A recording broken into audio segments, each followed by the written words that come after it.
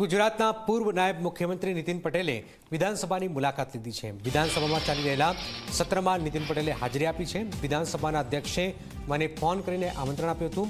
2 દિવસ પહેલા જ મને ફોન કરીને આમંત્રણ અપાયું। હાલમાં સત્ર ચાલી રહ્યું છે ત્યારે મુલાકાત માટે કહ્યું હતું। મેં વિધાનસભા ગૃહમાં પ્રશ્નોત્તરી પણ નિહાળી છે। નીતિન પટેલે આ વાત કરી છે। એટલે માનનીય અધ્યક્ષ શ્રી શંકરભાઈની લાગણીને માન આપી આજે હું ગુજરાત વિધાનસભામાં મુલાકાતે આવ્યો છું।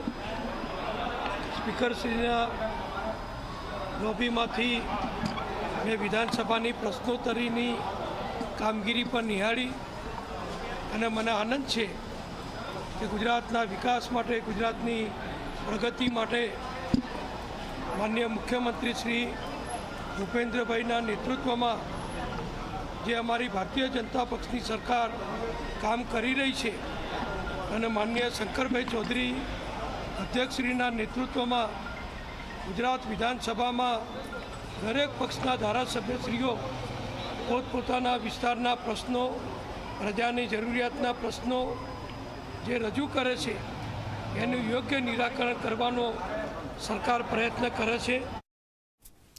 વાત